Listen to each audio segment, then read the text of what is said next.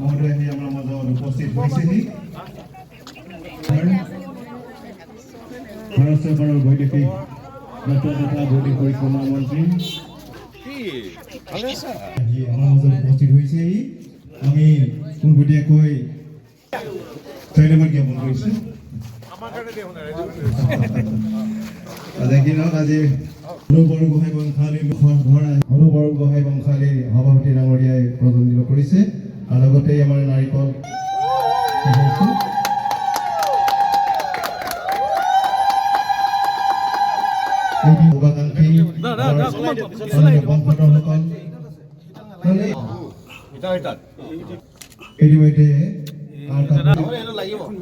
আমাৰ গৃহদীৰ ফিতা কাটি শুভ উদ্বোধন কৰিবলৈ আমাৰ ফিতা কাটি শুভ উদ্বোধন কৰিব দুইগৰাকী সন্মানীয় তৈত মাগিতা ডাঙৰীয়া।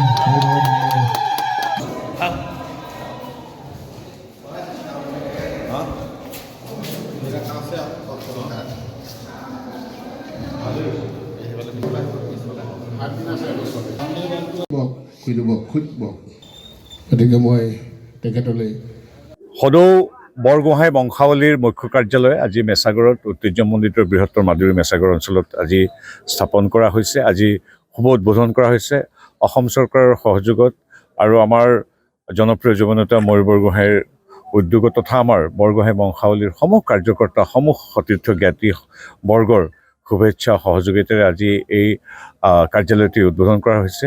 এই কাৰ্যালয়টো কেৱল আমাৰ বৰগোহাঁই বংশাৱলীৰ কাৰ্যক্ৰমণিকে নহয়, ই হ'ব আমাৰ ইতিহাস চৰ্চা আহোম জনগোষ্ঠীৰ লগতে সমগ্ৰ অসমীয়া জাতিৰ ভাষা সংস্কৃতি চৰ্চা প্ৰসাৰ প্ৰচাৰৰ এক অভিকেন্দ্ৰ স্বৰূপ হৈ পৰিব। আৰু আপোনালোকে সকলোৱে জানে তাহানিৰ স্বৰ্গদেউৰ দিনৰ পৰা আমাৰ বৃহত্তৰ গড়গাঁৱৰ এই মাদুৰী মেছাগড় অঞ্চলৰ পৰাই সমগ্ৰ ৰাজ্যৰ শাসন নীতি কূটনীতি সমাজনীতি সকলোবিলাক ইয়াতেই নিয়ন্ত্ৰণ বুলি নকওঁ মই, ইয়াতেই তাৰ ৰূপৰেখা তৈয়াৰ কৰা হৈছিল।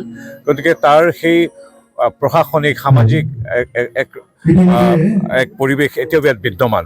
গতিকে এই অঞ্চললৈ আহি সদায় ভাল লাগে। মোৰ নিজৰ ঘৰ ইয়াৰ পৰা কিছু দূৰতে। গতিকে খুব আনন্দিত হৈছোঁ এই মহান সংস্থাটোৰ সৈতে জড়িত হ'বলৈ পাই। আমাৰ বৰগোহাঁই বংশধৰসকলৰ বহুদিন এটা চেষ্টা আছিলে যে আমাৰ অপূৰণীয় হৈ আছিলে। এই চেষ্টাটো আজি মাহিন্দাখনত আজি আমি উপস্থাপন কৰিবলৈ সাৰ্থক হৈছোঁ। টাই আহোম ডেভেলপমেণ্ট কাউন্সিলৰ উন্নয়নৰ 25 লাখ টকা পুঁজিৰে আমাৰ সদৌ বৰগোহাঁই বংশালী মুখ্য কাৰ্যালয়টোৱে আজি শুভ উদ্বোধন কৰিলেহি আমাৰ ভাৰত চৰকাৰৰ বৈদেশিক পৰিক্ৰমা মন্ত্ৰী পবিত্ৰ মাগিতা ডাঙৰীয়া আৰু আমাৰ সন্মানীয় অধ্যক্ষ টাই আহোম ডেভেলপমেণ্ট কাউন্সিলৰ অধ্যক্ষ ময়ূৰ বৰগোহাঁই ডাঙৰীয়াই আজি উদ্বোধন কৰিলেহি। গতিকে আমাৰ ইয়াৰ পৰা এইটো আমাৰ আশাহত হৈছে যে আহি থকা দিনবিলাকত বৰগোহাঁইসকলে যেনেকৈ ইতিহাসৰ সোণালী পাতত বৰগোহাঁইসকলৰ নামবিলাক পিছতাই আছে আৰু যিসকল দেশ আৰু স্বজাতি মংগলৰ অৰ্থে যিবিলাক কৰ্মসূচী আগবঢ়াইছিলে, ঠিক আজিৰ তাৰিখত এই আমাৰ মুখ্য কাৰ্যালয়ৰ পৰাই যেন এই অসমৰ বৃহত্তৰ সত্তাটোৰ কাৰণে যাতে আমাৰ বৰগোহাঁইসকলে ক্ৰীড়া বিভাগে হওক সামাজিক বিভাগে ৰাজনৈতিক বিভাগ বিভিন্ন স্তৰত যাতে অৰিহণা আগবঢ়াব পাৰে, ইয়াৰ আমি মুখ্যতঃ আগবাঢ়ি যাম বুলি আশা ৰাখিছোঁ। আৰু কাৰ্যালয়টো হোৱাৰ কাৰণে গোটেই বৰগোহাঁইখিনিয়ে বৰগোহাঁই বংশালী হয় লাগিলে আমাৰ আহোমসকলৰ বা বৃহত্তৰ অসমীয়া জাতিয়ে ইয়াৰ পৰাই চানেকি গ্ৰহণ কৰিব বুলি আমি আশা ৰাখিছোঁ।